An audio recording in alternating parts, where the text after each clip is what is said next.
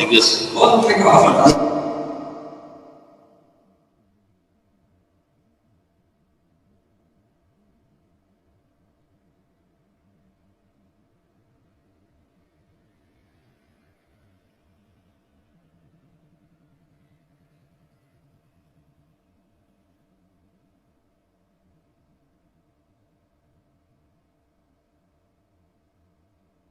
Moga-moga nanti Gus Baha bisa memberikan ilmu ijazahnya terkait dengan 3 hal ini kepada kita semua agar para pejabat dan pegawai BPK bisa melaksanakan amanah dengan baik.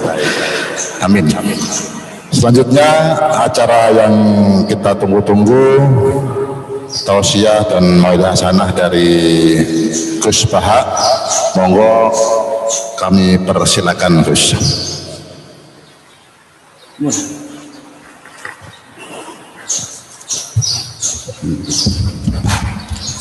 Assalamualaikum warahmatullahi wabarakatuh. Waalaikumsalam warahmatullahi wabarakatuh. Bismillahirrahmanirrahim. Alhamdulillahirabbil alamin wassalatu wassalamu ala asyrofil mursalin sayyidina Maulana Muhammadin wa ala alihi washabihi asma'in amma ba'du. Yang sangat saya hormati Ketua BPK Dr. Agung Firman Sampurna yang tadi pakai bahasa Jawa. Kata Ustaz Yusuf Mansur itu ngerpek apa enggak tahu. Wakil Ketua BPK yang saya hormati Dr. Agus Joko Pramono, anggota BPK 1 Dr. Hindra, anggota 3 Bapak Dr. Ahsanul Qasasih, anggota 4 Ibu Isma Yatuni, anggota 5 Profesor Dr. Bakhruwa Akbar, dan beberapa yang di sini ada Profesor Dr. Heri Azhar, ada Bapak Bakhtiar Arif, juga moderator Bapak Adib, semua yang saya hormati. Dari penyampaian Ketua BPK ini meringankan saya, kata Pak Ustadz Yusuf Mansur sudah kayak khotib, kata. Sudah lebih kiai dari kita yang sudah jadi kiai. Jadi ini meringankan saya untuk tidak ngaji lagi di BPK. Karena saya memang sebetulnya agak pantangan ngaji-ngaji seperti ini. Karena diatur itu tadi. Tanggalnya diatur, jamnya diatur. Ya tapi ya nggak apa-apa lah, ini takdir. Begini ya, saya itu lama sekali karena saya menekuni dunia ilmu. Lama sekali saya itu mencari-cari format menanamkan ya roh-roh Islam dalam kehidupan berbangsa dan bernegara dalam konteks Indonesia. Di antara yang saya temukan adalah hadis Rasulullah SAW, dan ini sahih, saya cek di kitab Bukhari ada, di sahih Muslim ada, dengan varian-varian riwayat yang ada. Berikut ini kami tampilkan ya, atau kami contohkan satu teks yang ada di Bukhari. Suatu saat Nabi itu ngendikan agak unik, unsur akhoka zaliman aw mazluman. Tolonglah saudara kamu, baik yang dolim itu yang berbuat aniaya atau berbuat kesalahan, aw mazluman atau yang terzalimi. Tentu itu agak aneh karena Nabi meminta atau menyuruh kita menolong yang mendolimi kita. Tentu sahabat iskal itu janggal itu ya kayak bingung gitu. Hadza nansuruhu mazluman fa kaifa nansuruhu zaliman. Oke ya Rasulullah, kalau kita nolong yang terzalimi itu normal ya, wajar. Tapi bagaimana kita menolong yang mendolimi kita atau yang berbuat zalim?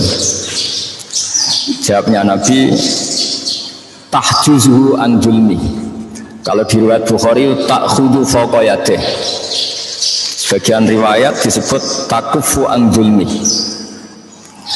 Terus Nabi ngendikan menolong orang zalim itu adalah bikin satu sistem atau melakukan perilaku tertentu yang menjadikan si zalim ini tidak jadi berbuat apa? Kezaliman.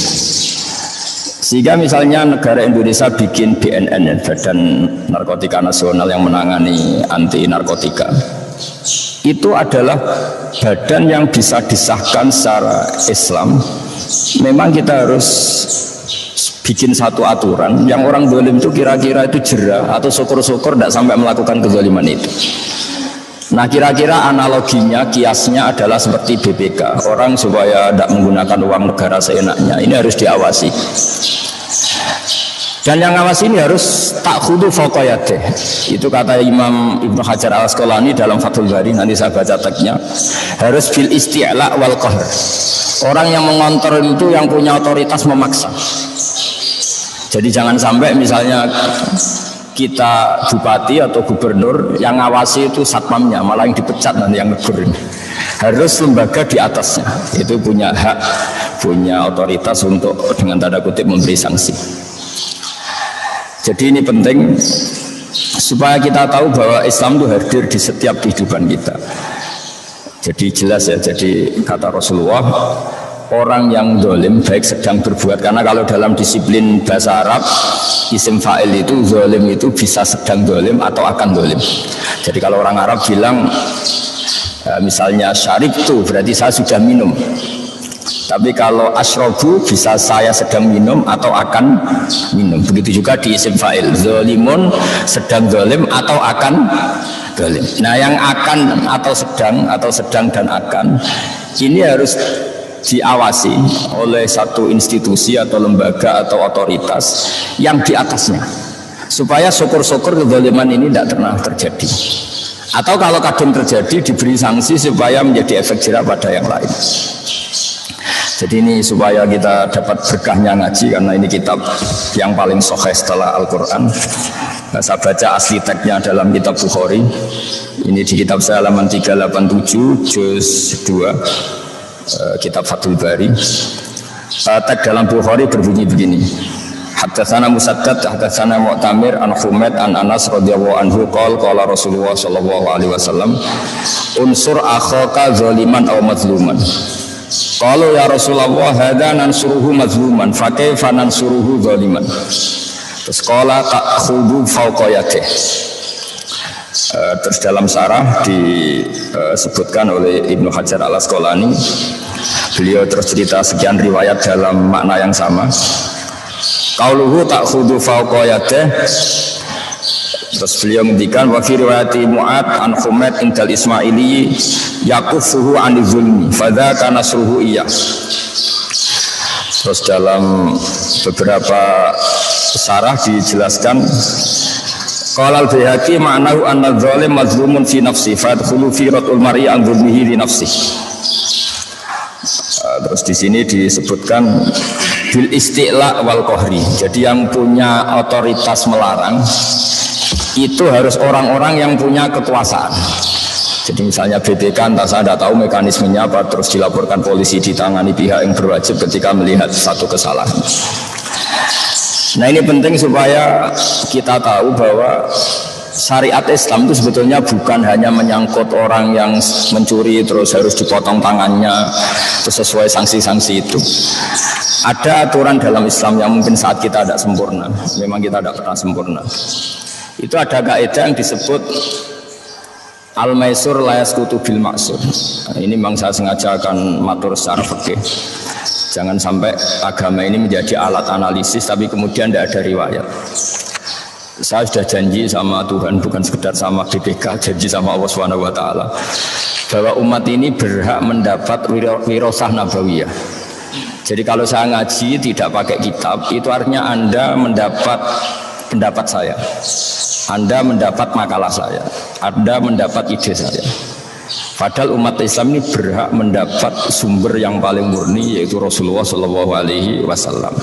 Sebab itu saya sudah berkomitmen kalau ngaji ya pakai ayat Quran atau pakai hadis atau pakai ihya atau pakai kitab-kitab yang mu'tabar, supaya umat ini dapat yang terbaik.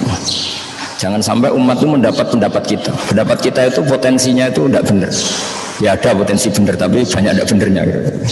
Karena sekali benar itu pasti tidak pendapat sebetulnya. Copy paste atau hanya mengikuti pendapat-pendapat ulama sebelumnya. Cuma biar keren dia aku pendapatnya sendiri. Jadi rata-rata yang benar itu sebenarnya tidak pernah pendapatnya sendiri. Cuma supaya keren seakan-akan itu pendapatnya sendiri. Nah yang nggak benar betul dari dia, karena ulama dulu jarang salah, hampir nggak pernah salah. Ini catatan dari saya kenapa saya kalau ngaji sering bawa kitab itu sebenarnya sederhana supaya umat ini dapat yang terbaik, yaitu dari aina yashrabu bihal muqarrabun, sumber yang masih asli yaitu Al-Qur'an dan hadis. Nah, dalam masalah BPK saya sering guyon sama Mas Adib. Anda jadi pegawai BPK ya harus istighfar kata saya. Karena bahasa kasarnya itu lembaga harus uzon. Karena kalau ada orang bupati kok hidupnya agak poya-poya, ini pakai uangnya siapa? Jadi kalau di pondok itu kayak keamanan itu kalau ada santri keluar mau apa, kemana, untuk apa? Jadi agak dilegalkan Bang Suudon. Tapi tidak tahu apa itu waspada, apa suudon. Itu biasanya orang Indonesia pinter ngeles. Jadi kalau suudon dibahasakan apa? Waspada. Saya sering ada seorang satpam di UI Jogja yang datang ke saya, Gus saya ini satpam, saya sering ngaji jenengan. Yang ganjel ke saya ini harus suudon. Padahal Islam melarang apa? Suudon. Biasanya kalau ada mahasiswa kuliah pakai motor pinjaman, itu ketika motor berjejer-jejer itu lupa tadi minjem motor warna apa, kan semuanya dicoba. Nah, itu pasti satpamnya langsung reaksi, ini ada apa ini kok semua dicoba.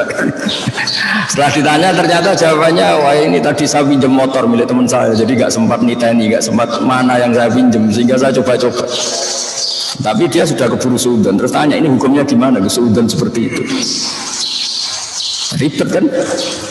Atau misalnya saya bupati punya kekayaan warisan, terus saya liburan di Singapura ketemu Mas Adib, mesti dia berhak curiga, saya enggak, karena beliau punya otoritas BPK, saya enggak berhak curiga, dia berhak curiga. Ini kan jadi tidak adil.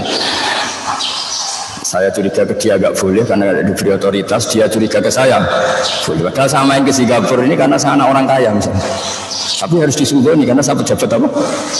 Publik. Jadi kalau orang fikih itu tertariknya itu sama hal seperti itu. Saya punya kajian kitab dikarang oleh Habib Muhammad bin Abdillah Al-Haddar, mertuanya Habib Umar. Namanya Ajalatus Sibak. Itu beliau cerita tentang hay'ah, tentang lembaga. Itu bagus sekali.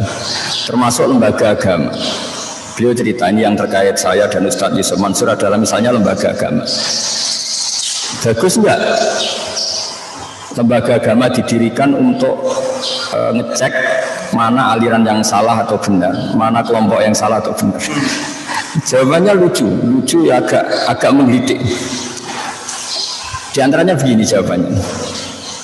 Ya kalau Anda misalnya di Iran, terus kemudian dibacakan satu teks alaikum bi jama'atil muslimin atau alaikum bil jamaah wa man sadza finnar, ya perasaannya orang Iran tuh ya Syiah karena mayoritas itu Syiah. Tapi kalau dibaca di Arab Saudi ya mayoritas itu Wahabi. Jadi kira-kira NU ya tersangka, Muhammadiyah tersangka. Tapi kalau dibaca di Indonesia selain NU Muhammadiyah atau selain ormas-ormas yang besar ya jadi tersangka karena mayoritas ya itu, yang lainnya minoritas. Itu jadi memang agak jelimet dalam agama. Karena kita ngeklaim misalnya ikuti kelompok mayoritas yang siapa di negara mana. Jadi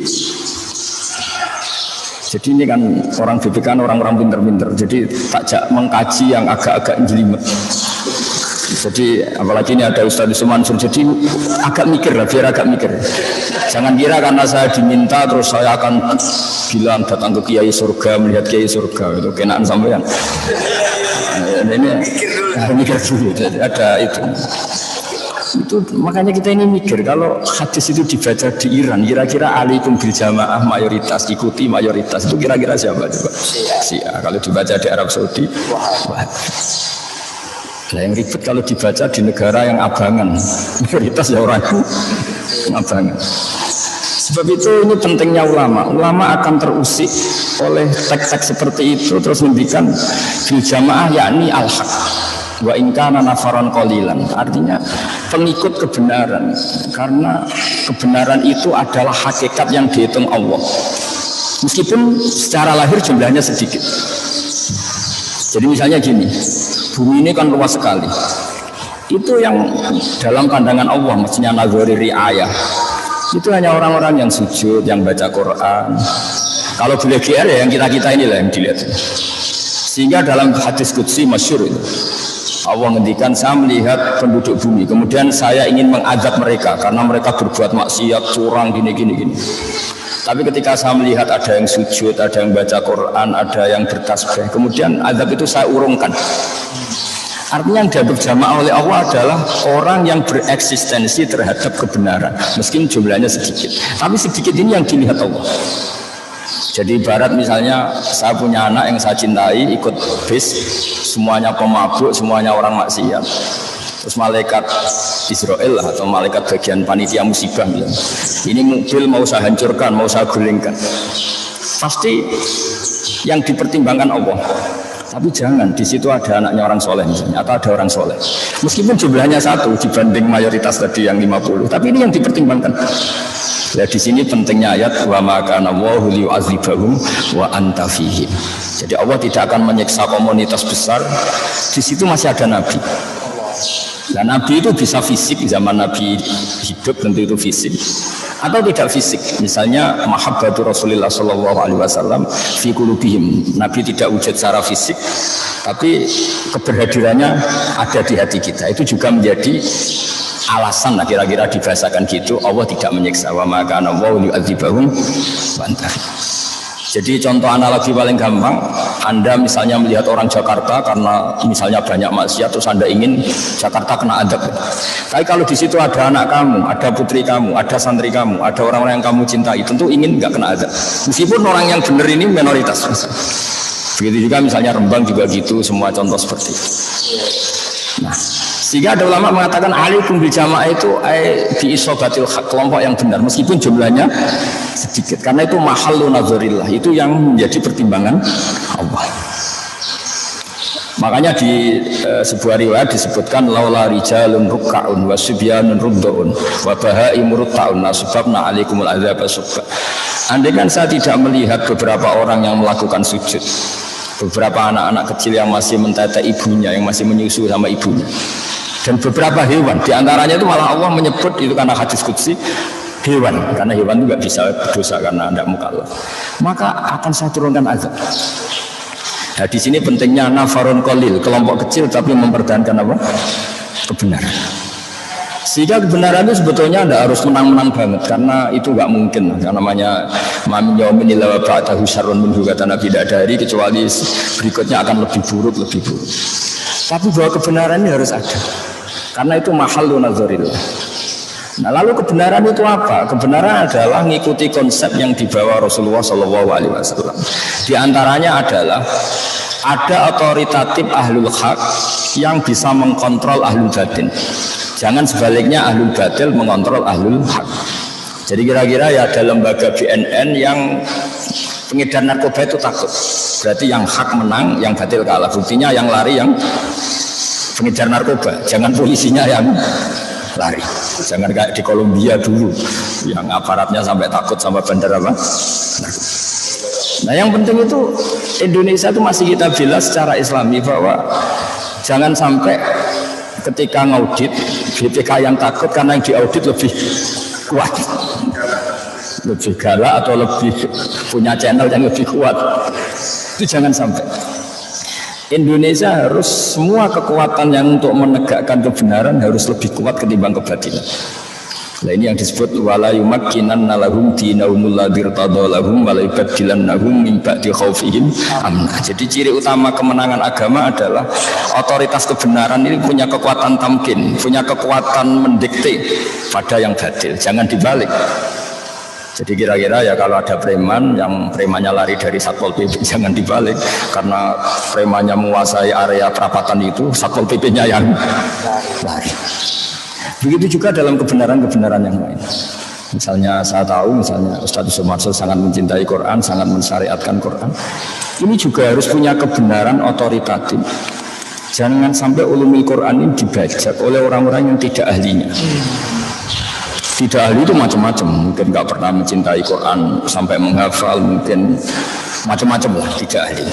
Sehingga dalam sebuah hadis unik, Nabi itu pernah menghentikan kepada Mu'adz bin Jabal, inna akhwafa ma akhafu ala ummati, saya yang paling saya takutkan kepada umat saya itu diantaranya kata Nabi fitnatul Quran, fitnah orang mengkaji Quran. Sahabat kaget, Kenapa ya Rasulullah? Ketika Quran itu dibuka secara transparan, secara terbuka, itu qara'ahul barru wal fajir, orang baik ya baca, orang fajir juga baca. Akhirnya orang munafik, orang fajir ini mengkaji Quran, kemudian untuk mendebat orang-orang baik. Masyhur itu di Quran banyak cerita ketika Nabi menerangkan qada qadar, ketika Nabi dengan asiknya ngendikan masya Allah kana wa malam yasa lam yakun. Mereka juga jawab wa qala alladziina asyraku law syaa Allahu ma asyrakna. Ya kalau gitu Muhammad kita syirik ya kersane Allah, kita miskin ya kersane Allah, kita maling juga kersane Allah, ngapain Anda larang-larang? Yang unik dalam ilmu sosial, orang-orang kafir itu kalau disuruh Nabi, itu orang-orang miskin itu kasih makan. Ya Muhammad, tentu mereka manggilnya jangkar. Ya Muhammad, itu sudah direncanakan Tuhan memang miskin ya. Jadi kalau saya beri makan itu merusak rencana Tuhan. Artinya qada qadar itu dipakai alat untuk menolak syariat. Makanya masyhur itu kan wa idza qila lahum anfiqu mimma razaqakum wa qala alladziina kafaru lil ladziina amanu anut'imu man law yasha'u Allahu atama. Masa saya ngasih makan orang yang andikan Allah menghendaki ya dikasih makan. Allah tidak ngasih makan, bukti kalau rencana Tuhan memang dia miskin, dia kelaparan. Jadi seperti ini saya ngajar di BPK itu kalau menurut mereka haram. Mereka nggak paham agama misalnya, itu sudah dalam rencana Tuhan.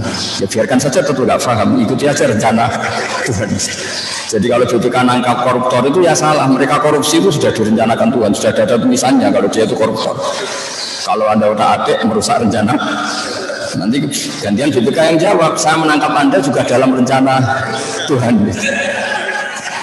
Jadi artinya gini, ilmu itu apapun baiknya di tangan orang yang tidak baik itu ya menjadi tidak baik. Tidak gampang ngelola ilmu itu. Sehingga tadi sore saya dikasih tahu adik saya, Mas, besok Ustaz Zulham mau datang. Kata saya, enakan dia, sakit saya, katanya. Kok bisa? Ya kalau beliau datang ke sini, beliau tawaduk mau sowan saya yang harus menata hati supaya tidak takabur gitu. Itu seperti kiai didatangi orang cantik, kiainya orang cantiknya melihat kiai itu ibadah, melihat orang alim itu ibadah, orang alimnya yang ribet melihat dia dosa. jadi makanya saya dingin saja didatangi Pak Ustaz Mansur. Dingin saya bukan karena apa-apa sebetulnya, ini mengganggu. Karena kayak tadi, kamu seorang kiai top, ada seorang perempuan datang tanya bab haid misalnya. Yang tanya benar kan? Melihat wajah kamu benar, melihat orang alim itu ibadah gini. Kamu yang masalah kan? Jadi, nah ini saya omongkan biar Pak Ustaz Zulham mikir supaya nggak datang ke sini lagi karena itu mengganggu perasaan seperti itu. Tapi nanti kebalikannya kalau yang saya datang ke sana itu baru keren saya karena saya tawaduk harus jadi bagus. Makanya kemarin ketika Pak Kures nelpon saya ingin saya datang ke Jakarta karena beliau sepuh, saya langsung datang. Karena itu dengan cara itu saya lebih baik. Beliau sepuh, beliau habib, beliau alim, ya saya sowan. Sebenarnya saya juga pernah diminta kapan-kapan beliau mau ke sini, tapi saya mikir waduh ribet ini. Sebenarnya karena nanti beliau terlalu benar, saya terlalu salah. Jadi itu ilmunya ulama. Jadi Quran juga gitu. Kita ini mikir Islam ini dibawa kemana? Kalau kita ngomong Islam secara serius, nanti bagi orang awam menjadi tanfir. Jangan kira sering baca Quran itu dibenarkan Nabi terus, ya ada juga. Kadang yang sering baca itu malah salah. Karena konteksnya sosial. Misalnya gini, ini cerita dalam hadis. Ada petani yang tentu sibuk merawat piaraannya atau merawat tanamannya. Makmum ke Mu'ad. Mu'ad ini ahli Quran masyhur. Dia bacanya Quran enak terus panjang. Singkat cerita si petani ini mufarokoh itu melepas ikatan sholat dengan imam, kemudian dia meneruskan sholatnya sendiri. Itu sah dalam Mu'ad tersinggung, kemudian bilang nafaqah fulan, ini orang munafik, diajak sholat secara baik dan benar malah lari mufarokoh. Akhirnya dua orang ini lapor kepada Rasulullah, yang satu lapor, ya Rasulullah ini Mu'ad gak benar, ngimami di daerah pertanian kok bacanya Baqarah, kita akhirnya terganggu pekerjaan kita. Itu dulu petani aja terganggu, apalagi kalau kernet, apalagi kalau supir. Terus tapi ini apa yang disalahkan Nabi itu yang Mu'ad. Afattanun anta ya Mu'ad, kamu ini tukang fitnah. Inna minkum munafirin. Kamu ini menjadikan orang lari dari Quran gara-gara kamu baca panjang, akhirnya orang ini kecelok lari dari Quran. Jadi nggak gampang ngelola kebenaran. Jadi yang disalahkan Nabi itu yang muat, bukan saya. Karena menyebabkan orang lari dari Quran karena kelamaan. Makanya saya sering cerita ke kiai-kiai, kalau ada tahlil jangan lama-lama. Nanti orang itu bosan sama la ilaha illallah. Sebenarnya bosan sama Anda, tapi Anda kuat lama karena Anda aktornya kan. Iya kan, kita misalnya yang ngomong kan kita aktor mesti betah, tapi yang dengerin corong Jawa gak lakon, ngapain lama-lama usada. Makanya saya kalau ngaji di mana-mana itu mesti cepat, tak jamin. Makanya tidak usah khawatir lama-lama, ini pasti saya cepat. Saya betah lama karena saya aktor, tapi kalau sampai karena kemungkinannya sama itu dua. Kalau paham ya ingin nggak lama-lama karena sudah paham. Kalau tidak paham namanya nggak paham ya nggak asik. Kadang setengah paham setengah enggak, ini yang ribet. Jadi saya semohon ngelola Islam di Indonesia. Kalau kita mutatakhir, kalau kita cukup punya bacaan, itu masih bisa cari padanan-padanan itu dalam referensi Islam. Yaitu diantara ciri utama agama diridani Allah adalah wala yumakkinanna lahum dinahumul ladzi irtadalahum wa la yubaddilannahum min ba'di khaufihim amna. Dulu yang memperlihatkan Islam takut sama orang kafir karena orang kafir mayoritas. Dulu ketika banyak begundal, banyak preman, orang yang soleh takut sama preman. Jadi sekarang alhamdulillah barokahnya ada BNN yang pengedar narkoba yang takut, barokahnya ada BPK, KPK yang korupsi yang takut. Itu sudah menang gitu. Karena ada khauful zalim min sholihin, orang yang zalim takut sama orang soleh. Jangan sampai kita ngalami yang soleh takut sama yang zalim. Sehingga dalam hadis itu disebut oleh Nabi ta'khudu fawqiyatih. Ada fauqiyatan, kata Ibnu Hajar al-Asqalani, kebenaran harus punya fauqiyah, punya otoritas yang lebih tinggi ketimbang kezaliman. Nah, caranya gimana kalau dalam dunia sosial? Dalam dunia sosial itu kita bikin satu komunitas mayoritas dan sehingga itu menjadi kebenaran yang luar biasa. Saya tadi malam sama Gus Zofur sama putra-putra Mbah Mun banyak di sarang tadi malam sampai malam. Itu diantara kajian kita adalah kesuksesan banyak tokoh kita, mulai Mbah Hasyim, Mbah Ahmad Dahlan sampai semuanya lah. Tokoh-tokoh kita mulai dulu Jamiah Khairiyah dan semuanya lah yang berjasa. Itu dulu ketika mendirikan NU itu saya pernah diceritani Gus Hasib putra Mbah Wahab pernah main ke sini.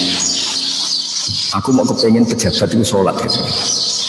Singkat cerita, suatu saat beliau ke sini sama saya cerita-cerita ringan, terus saya cerita agama di Indonesia itu sudah menang. Kenapa?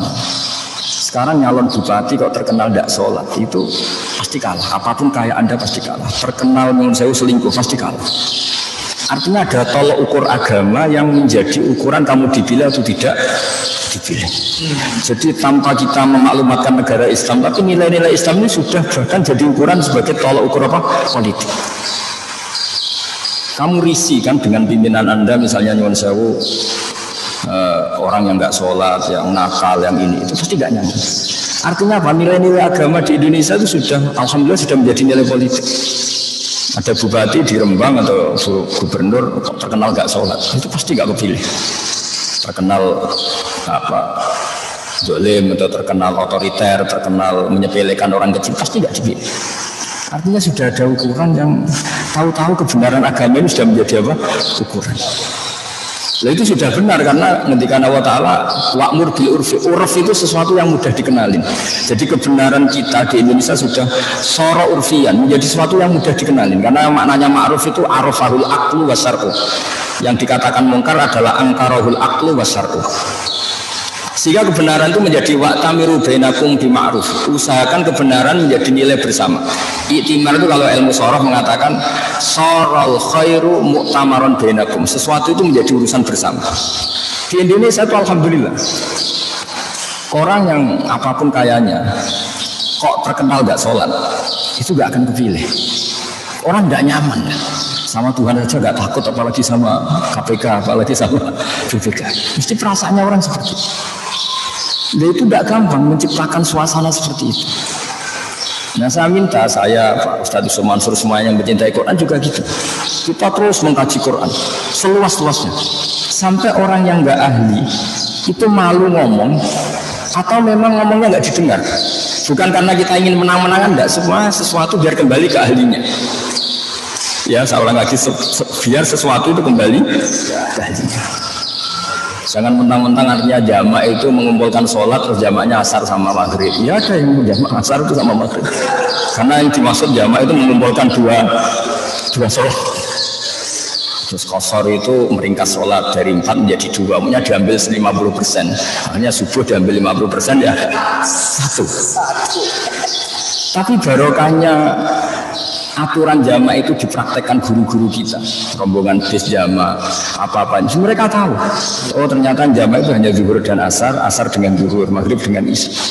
Jadi kebenaran itu menjadi amron urfian, sesuatu yang jadi konsensus. Nggak boleh kamu benar sendiri, itu namanya kitmanul ilmi. Saya banyak baca tafsir, itu kalau mengutarakan kebenaran yang masyhur di Indonesia, misalnya tafsir Jalalain, tafsir Munir, itu indah sekali. Misalnya ketika ada ayat, jika kamu bepergian dan kamu ingin mengqashar sholat, falaysa alaikum junahun an taqsuru minas sholat. Itu kalau umumnya tafsir an taqsuru minas sholat itu ya dari 4 menjadi 2. Ya kita tahu kalau zuhur diqashar dari 4 menjadi apa? 2. Tapi sebetulnya itu tafsir yang kurang luas. Kata banyak ulama mufassir yang lebih luas, qasrun itu artinya mencendak atau meminimalkan dari aturan yang banyak menjadi aturannya sedikit.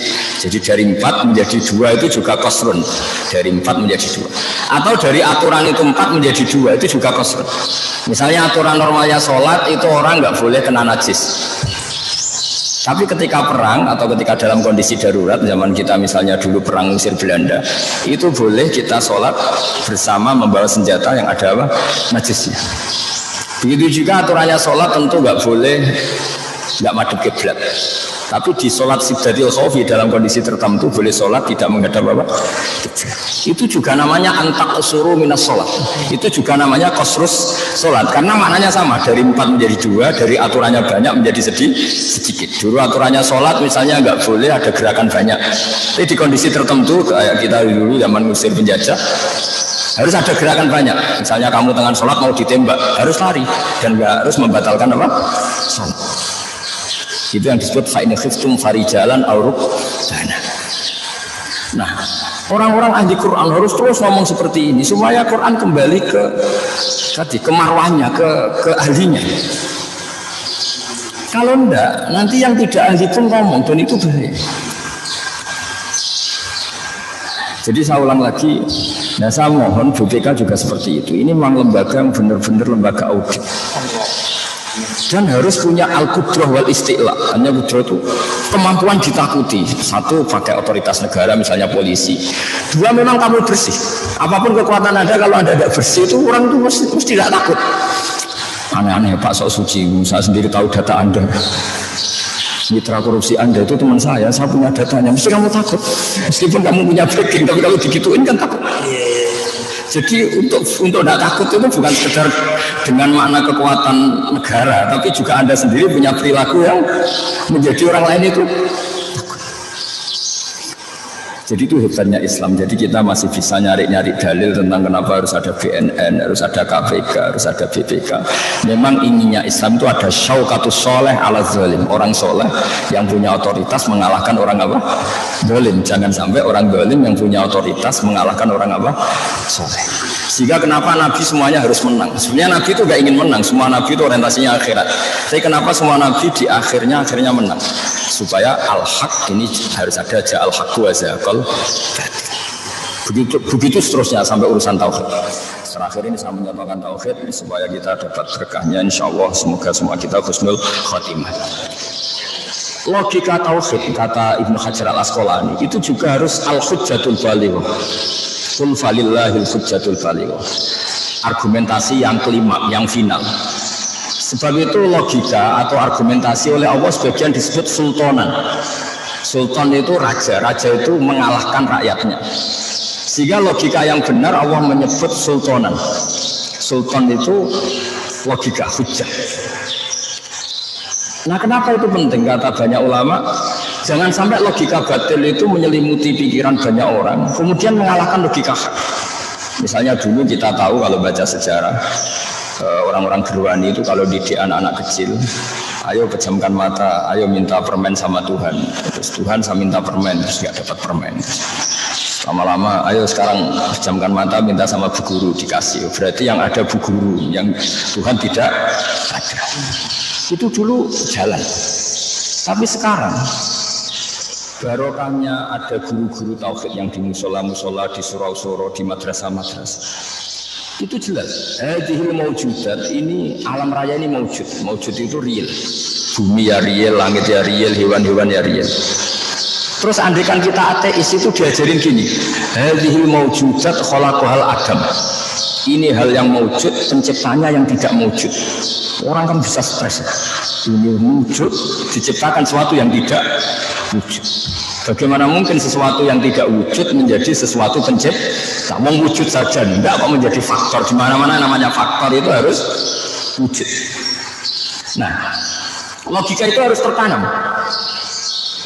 Sehingga Quran sering ngendikan am khuliqu min ghairi shay'in am humul khaliqun. Masa alam raya yang wujud ini kemudian diciptakan oleh sesuatu yang tidak wujud. Ciri khas tidak wujud adalah sesuatu itu tidak punya faktor, tidak menjadi faktor. Namanya saja tidak wujud. Logikanya gimana? Ya alam raya yang wujud ini pasti diciptakan oleh zat yang super wujud. Yang oleh Islam atau oleh ulama disebut wajibil wujud atau kausal prima atau apa. Nah, kata Ibnu Hajar al-Asqalani dalam menjelaskan salasun man kunna fihi wajada halawatal iman. Halawatal iman dalam penjelasan ilmu kalam atau ilmu tauhid disebut iltizazan aqliyan. Agama ini datang dengan logika yang mudah. Kalau Anda orang yang pintar, orang yang cerdas, kemudian Anda dikasih tahu alam raya yang wujud ini diciptakan yang tidak ada, diciptakan oleh sesuatu yang tidak ada, pasti Anda nggak bisa tidur semalam. Bagaimana sesuatu yang tidak ada menciptakan yang ada? Ya nggak ada kok menciptakan yang itu sampai malam pasti nggak bisa tidur, hidup mati lagi tetap nggak ada jawabannya. Tapi kalau kamu dikasih tahu alam raya yang wujud ini diciptakan oleh wujud yang lebih dahsyat, yaitu Allahu Akbar atau zat sing wajibil wujud. Ya wajar lah namanya wujud ini ya mesti kalah sama wujud akbar. Kan terus enak. Lah enak ini disebut iltizazan aqliyan. Orang menjadi nyaman dengan Islam. Maka agama ini liqaumi yaqilun, liqaumi yatafakkar. Itu macam-macam. Itu juga harus. Nah, sultanul akal, kekuatan akal seperti ini juga harus menjadi masif, menjadi konsensus, sehingga orang tidak lagi tergoda oleh waswasatus syaitan dengan faham-faham ateis. Ini juga harus menjadi sesuatu yang masif, yang lazim, yang keniscayaan.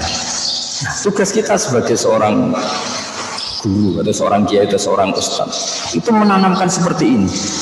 Sehingga benar-benar yusabbitu walladzina amanu bil qauli tsabit fil hayatid dunya wa fil akhirah. Jadi cara berpikir ini benar-benar menjadi al-qaulu tsabit, sesuatu yang menghunjam di hati, tidak tergoyah. Ini pentingnya ulama-ulama yang akan menjaga itu.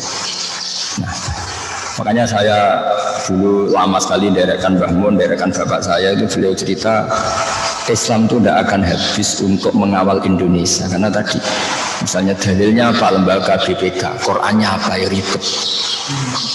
Ya dalilnya gampang tadi, di antara ajaran Islam adalah memerintahkan yang baik, melarang yang mungkar. Cara melarang itu gimana? Supaya kemungkaran itu nggak terjadi. Caranya apa? Ya bikin lembaga yang bisa mengeksekusi atau memberi sanksi atau melarang itu. Ya tentu agama tetap ikut berperan, misalnya kiai mendidik masyarakat supaya tidak korupsi karena nanti ada akhirat gini-gini. Yang lembaga negara mungkin ancamannya penjara dan sebagainya dan sebagainya. Tapi apapun itu ketika Nabi cerita tentang unsur akhaka zaliman au mazluman, itu Nabi ditanya sahabat, fa kaifa ansur hadza nansuruhu mazluman, fa kaifa ansuruhu zaliman. Oke ya Rasulullah, kalau yang terzalimi saya tolong, bagaimana engkau memerintahkan kita menolong yang zalim? Kata Nabi, ta'khudhu fawqa yadayhi. Sebagai riwayat tahjuzuhu an zulmi. Kita punya kekuatan untuk melarang yang zalim berbuat apa?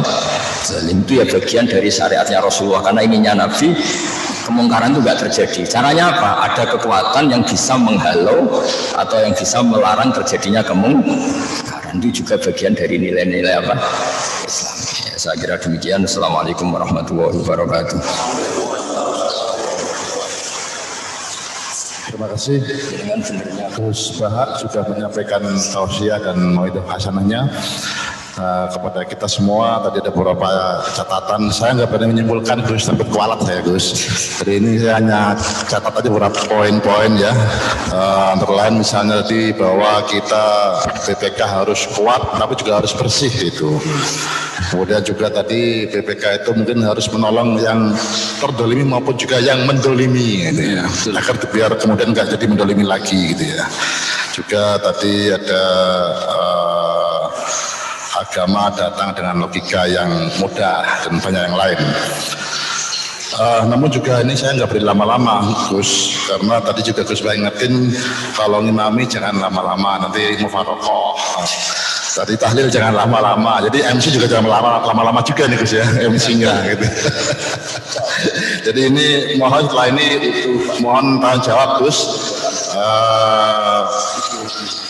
Dari pejabat pimpinan maupun pegawai BPK mohon dapat nanti jika ada ya mengajukan pertanyaan kepada Gus Bahak.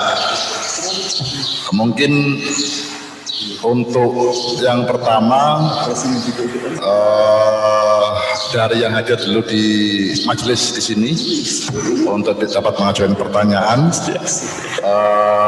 Silakan, apakah dari yang hadir ada yang mau bertanya? Dua dibatasin Pak Wakil, jadi Pak Wakil Ketua yang pertama, monggo Pak Wakil.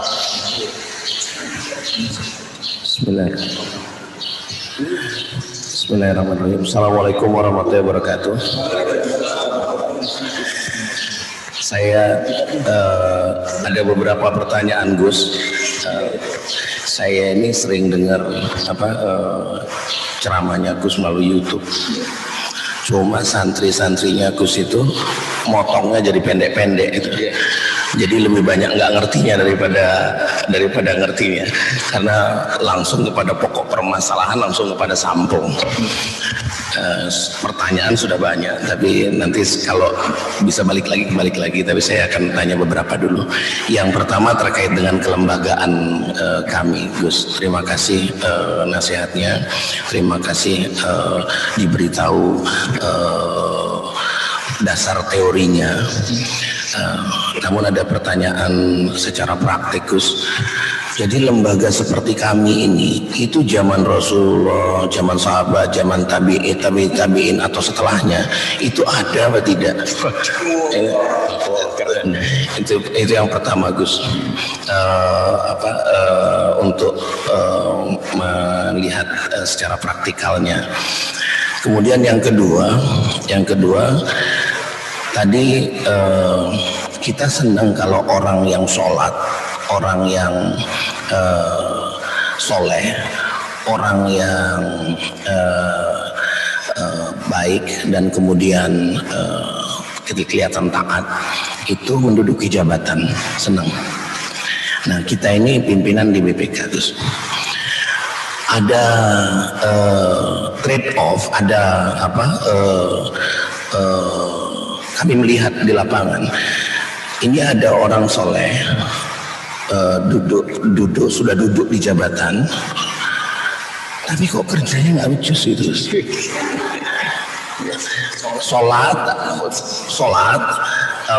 ini.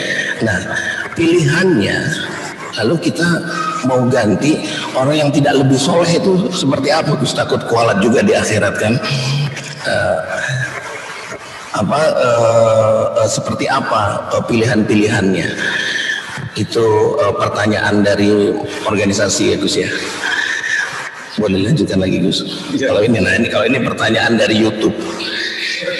Jadi dengar nggak ngerti catat, banyak sudah. Jadi Gus pernah ngomong di YouTube itu menjelaskan Quran surat Al-Baqarah ayat 2 224. Yang Allah berfirman, janganlah kamu jadikan nama Allah dalam sumpahmu sebagai penghalang untuk berbuat kebajikan, bertakwa dan menciptakan kedamaian di antara manusia. Terus, jadi kita sudah bersumpah dengan nama Allah untuk misalnya tidak silaturahmi, tapi kemudian jadi silaturahmi.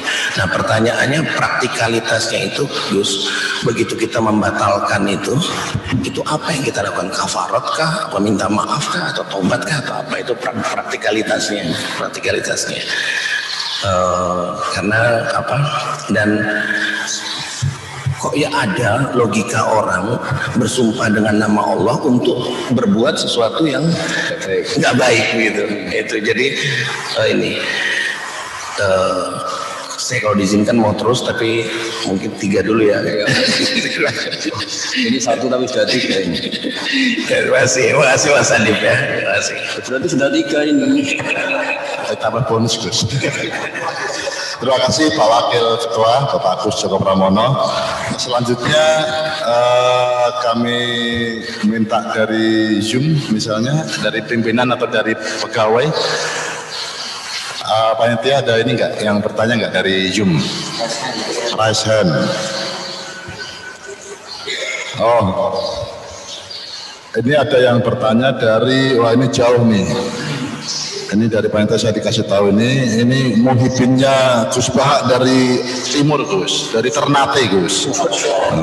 Ternate ini si jauh-jauh. Di sana udah siang, udah 2 jam lewat nih. Silakan yang dari Ternate Mas Hilman Fauzi Mubarak. Silakan di panitia, silakan dibuka menu unmute ya, silakan. Ya. Assalamualaikum warahmatullahi wabarakatuh. Mohon izin Pak Ketua, Pak Wakil Ketua, dan para pimpinan BPK. Terima kasih atas kesempatan yang diberikan oleh moderator.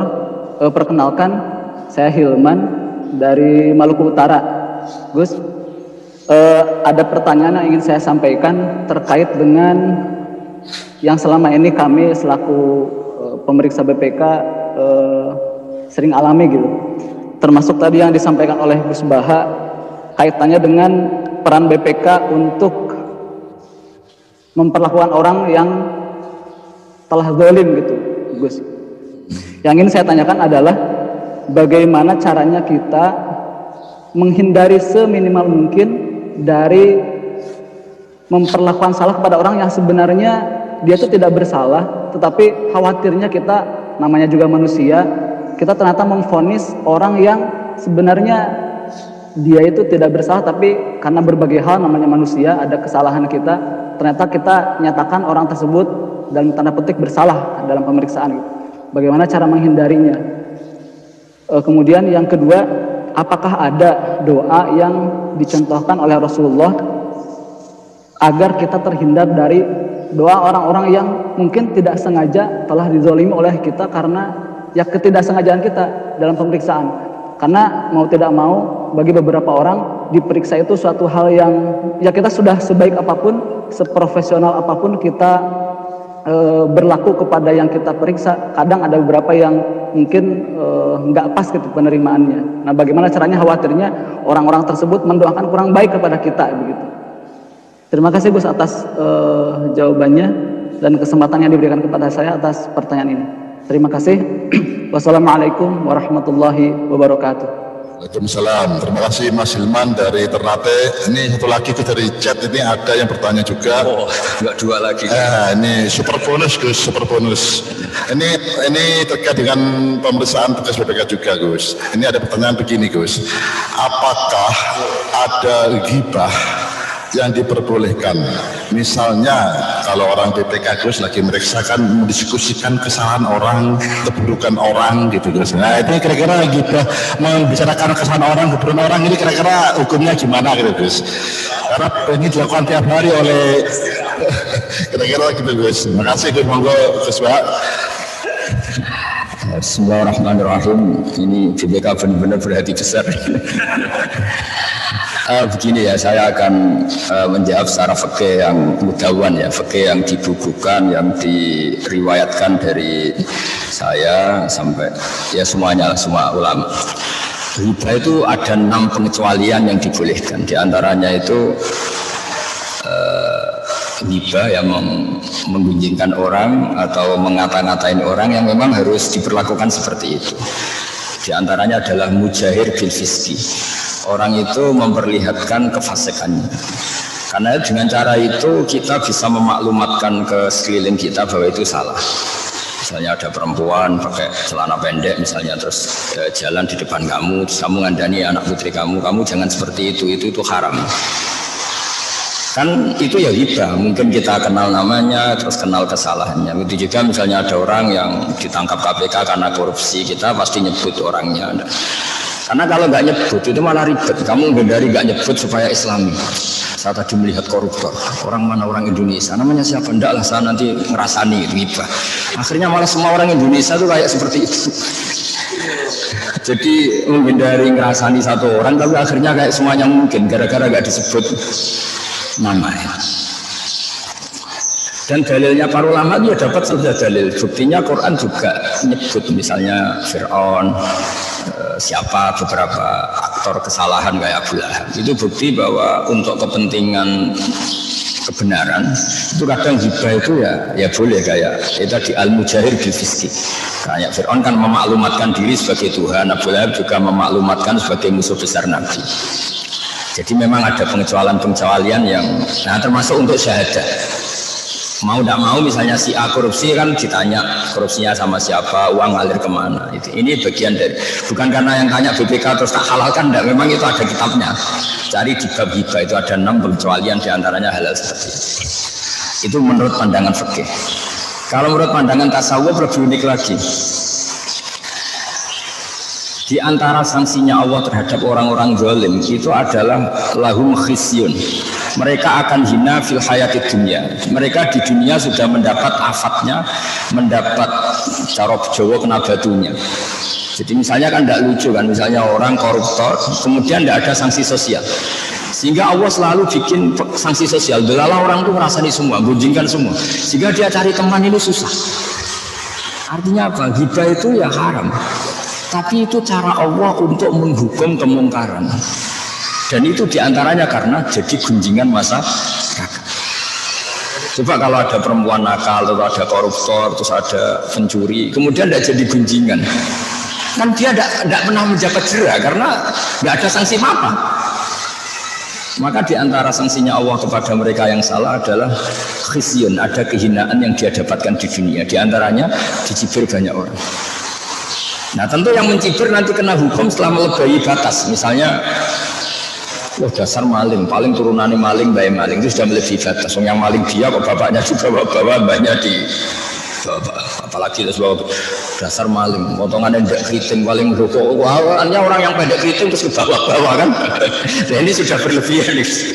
Nah, apalagi misalnya dasar koruptor, dasar partai ini, padahal yang di partai itu tidak semuanya. Nah itu sudah berlebihan. Jadi itu ada ilmunya untuk. Jadi makanya saya masih ingat ketika Mbah Mun ditanya ada penyakit tertentu yang zaman itu susah disembuhkan dan penyebabnya adalah kemaksiatan. Ada dokter yang ingin menemukan obat itu, Mbah Mun ngendikan kalau Allah ingin memberi sanksi, Anda jangan cari solusinya karena itu cara Allah ingin mendidik dia semoga menjadi tobat. Jadi di antara sanksinya Allah itu la'allahum yantahun, la'allahum yarji'un, semoga bisa kembali. Jadi kita ini jangan melawan Allah. Kalau Allah ingin memberi sanksi kok malah kita memberi solusi kan lucu kan. Ada orang yang karena sering main perempuan, main korupsi, kemudian jatuh di masyarakat, terus kamu istighosah mengistighfari dia, ya kan ya lucu. Allah ingin memberi sanksi supaya ngalami khizyun fil hayatid dunya. Jadi itu. Nah kemudian yang tadi pertanyaan dari Mas Firman ya dari NTT itu kalau minta doa Maluku Utara itu doa itu masyhur dan sering saya amalkan di antara doa Nabi yang terkenal. Saya bilang terkenal ini karena mungkin saya keluarga kiai ya, jadi memang diajarin itu. Kalau yang nggak keluarga kiai ya latihan sekarang supaya terkenal juga doa ini. Allahumma inni a'udzubika an adilla a'udal au azilla a'uzal au azlim au yuzlam alayya. Itu masyhur itu doa itu. Di antara doa yang diajarkan Nabi adalah, ya Allah, saya ini minta perlindungan Engkau supaya tidak jadi orang yang menyesatkan atau disesatkan, atau orang yang tergelincir atau tergelincirkan. Mungkin kita ada ingin korupsi, tapi gara-gara godaan harta tahta wanita menjadi korupsi. Jadi mata kita baik, tapi gara-gara digoda tidak baik menjadi tidak baik. Au adillah a'udal. Terus diantaranya adalah au azlim au yuzlam aliyah, atau saya menjadi orang zalim atau dizalimi. Dizalimi itu misalnya ada skenario besar yang sebetulnya Anda tidak korupsi, tapi didesain sedemikian rupa seakan-akan Anda yang apa? Korupsi, atau Anda yang salah. Jadi itu memang mulai dulu di antara yang dibicarakan Quran adalah siapa yang melakukan kesalahan sumaya rumibi barian, kemudian kesalahan itu ditimpakan pada orang yang sebetulnya tidak salah. Barian itu maknanya orang nggak salah. Faqatih tamala bustana wa islam. Jadi ada di Quran sudah dibicarakan orang-orang yang nggak salah, tapi didesain sedemikian rupa oleh kekuatan besar seakan-akan dia yang salah. Misalnya saya koruptor, bisa mengatur sedemikian rupa seakan-akan gajah ini legal, bisa menyuap legislasi atau legislator supaya ini diundangkan secara benar, padahal hakikatnya ini kepentingan. Itu juga ribet kalau seperti itu.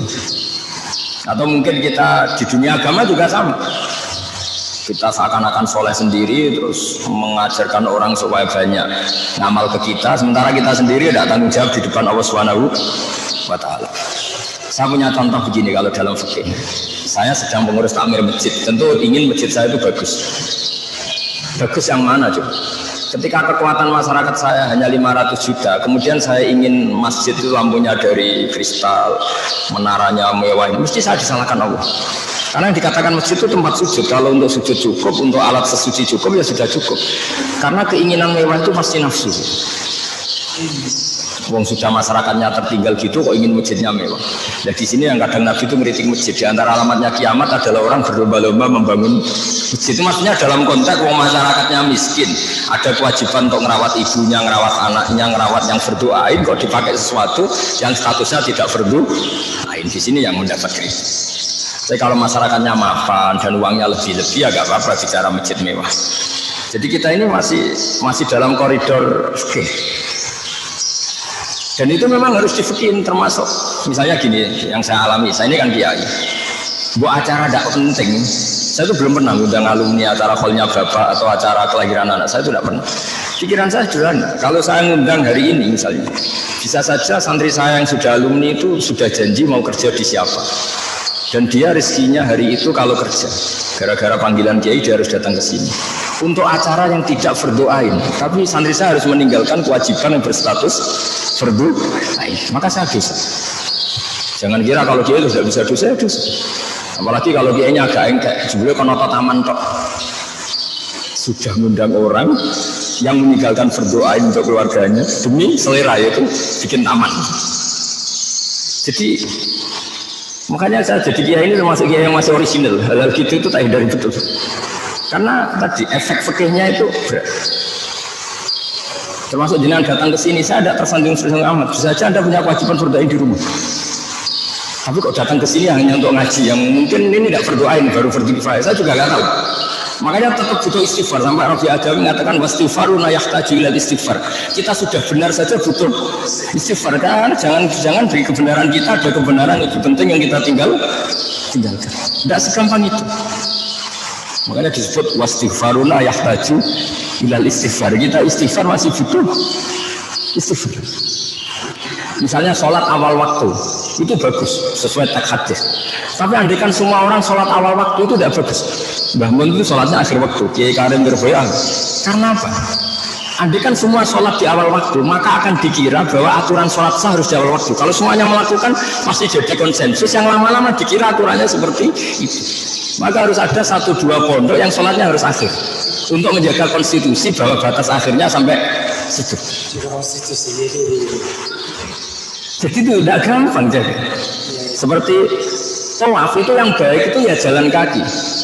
Semua sahabat tawaf ashabu Rasulillah musyatan berjalan semua.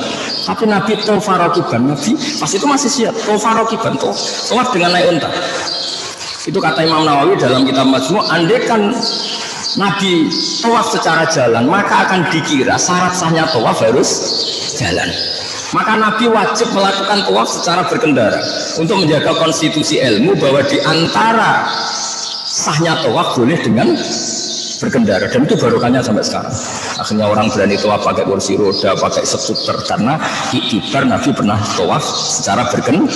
Nah, Nabi berkendara di sini itu fardu ain untuk menjaga konstitusi ilmu bahwa tawaf sambil berkendara itu sah.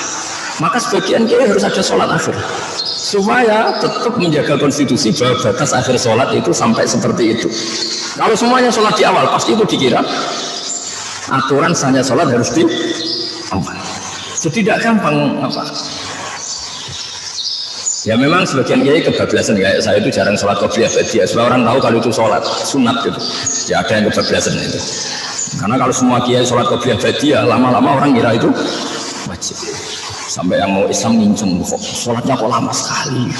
Nanti wajib semua, capek sekali. Jadi itu memang konstitusi ilmu itu agak jelimet. Makanya di karang kitab fikih itu sampai 20 jilid. Baik Imam Nawawi ngarang Majmu' itu kitab saya itu 27 jilid. Karena jaga konstitusi ilmu itu tidak gampang ya tadi. Nabi ketika ditanya, trennya juga sama, alat jubi qadirta'am namanya pahala sesuai tingkat kesulitan. Tapi ternyata yang Nabi sendiri itu ketika tawaf itu naik unta, sahabatnya tetap jalan.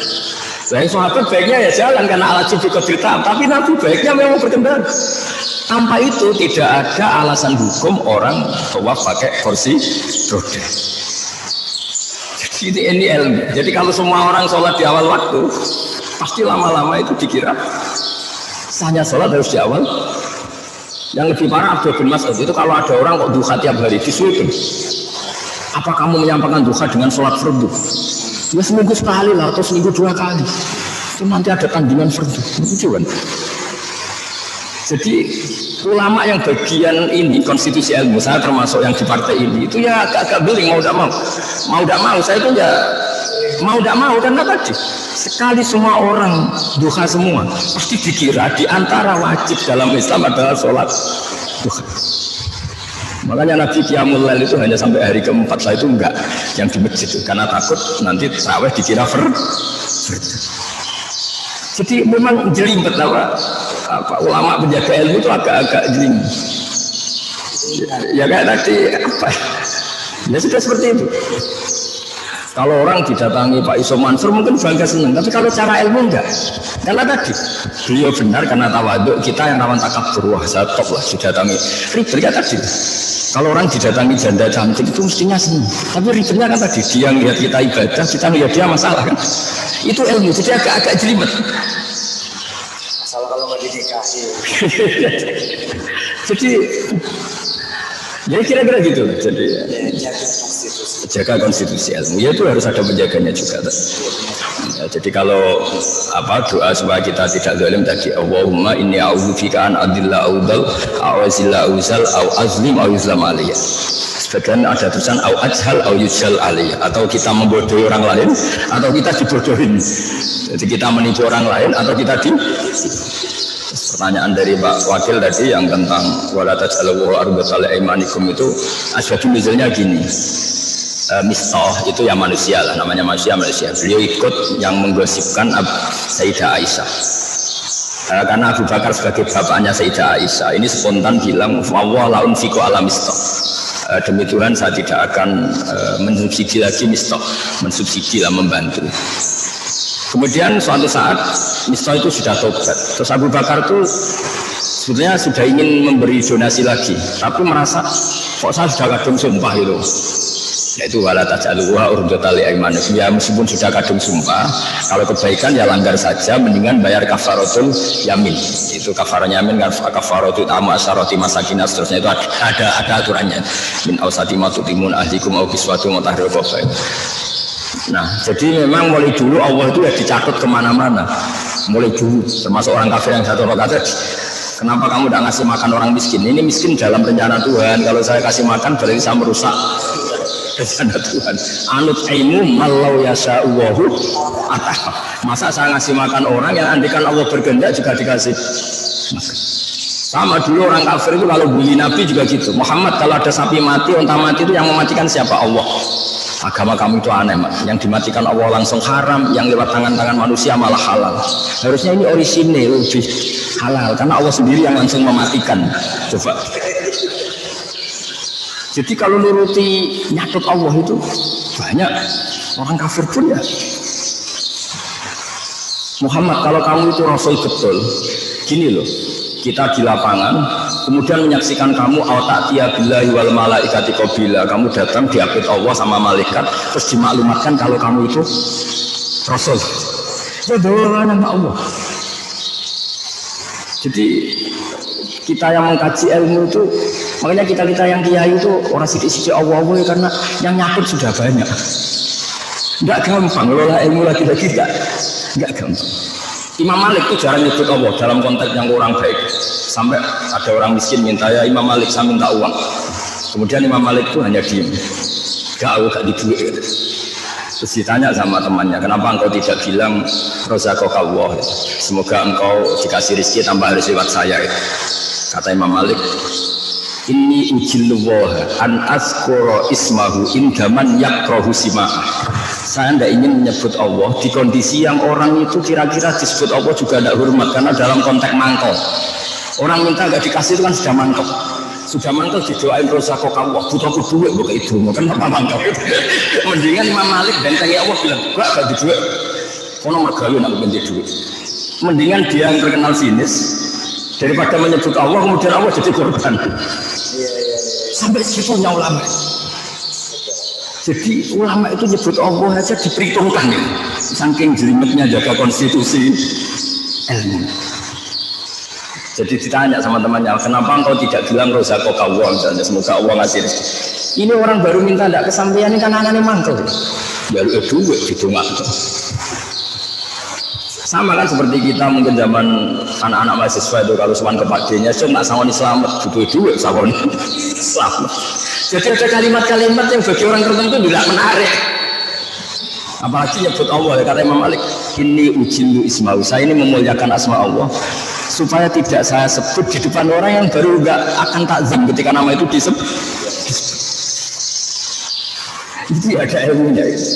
Makanya taswala atas al-waha urbatal ya iman. Ya saya kira demikian. Assalamualaikum warahmatullahi wabarakatuh. Waalaikumsalam warahmatullahi wabarakatuh. Terima kasih Gus Baha. Alhamdulillah sudah selesai tanya jawab. Karena tadi maksimal 2 dan saya sudah minta namanya 3 udah ya. Nggak bisa lagi Gus ya. Udah jadi berapa guys? Oke. Berikutnya acara doa. Ini kami mohon nyuwun Gus Baha atau Ustadz Yusuf untuk mendoakan kita semua. Ini yang hadir 1.000 hampir 2.000 orang nih Gus Ustadz. Ya memang untuk di Zoom itu kita batasi 600 saja usernya. Untuk di YouTube ini hampir 1.000 orang yang di YouTube live. Jadi ini dari Aceh sampai Papua. Dimohon didoakan oleh Gus Baha atau Ustadz Yusuf. Monggo kita sama-sama mengaminkan.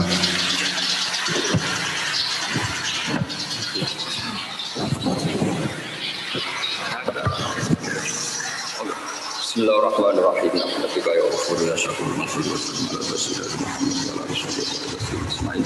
Allahumma bihaqqi sa'ati fadlika wa syukrika ij'alna ya wa aminin salimin mu'afin min kulli balatin al akhirah waj'alna ya Allah mutawatina fika mutabadilina fika mutasifina waj'al ya Allah amalana khalisatan wa jika karim waj'al hadhihi al-baldata ya wa'idatan mutmainnatan ya rizqi wa ya Allah bi'aunin minka fadlin minka innaka Allahumma maghfiratuka wa sa'umu bina rahmatuka wa sa'intana min amalina Allahumma maghfiratuka wa sa'umu bina rahmatuka wa sa'intana min amalina Allahumma maghfiratuka wa sa'umu bina rahmatuka wa sa'intana min amalina Rabbana atina fid dunya hasanah wa fil akhirati hasanah wa qina adzabannar sallallahu alaihi wasallam Muhammad sallallahu alaihi wasallam subhana rabbika rabbil izzati amma yasifun wa salamun alal mursalin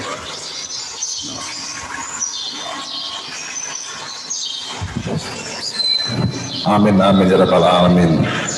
Terima kasih Gus Baha Bapak Ketua, Bapak Ibu anggota BPK, Bapak Sekjen, para pimpinan pejabat tinggi media, pejabat tinggi Pratama, Bapak yang hadir di majelis di Rembang ini, Bapak Kepala Perwakilan Jawa Tengah, Bapak Kepala Biro Umum, dan Bapak sekalian, serta mungkin ibu-ibu terma wanita juga yang ikut mengaji. Alhamdulillah sudah selesai acara kita hari ini, pengajian BPK mengaji bareng Gus Baha. Semoga memberikan manfaat buat kita semua serta diterima oleh Allah Subhanahu wa taala. Terima kasih. Saya sebagai MC sekaligus moderator, apabila ada yang salah atau yang kurang nggak berkenan, mohon maaf sebesar-besarnya. Marilah kita tutup dengan bacaan Alhamdulillahirabbil alamin. Terima kasih. Wallahul muwaffiq ila aqwamit thoriq. Wassalamualaikum warahmatullahi wabarakatuh.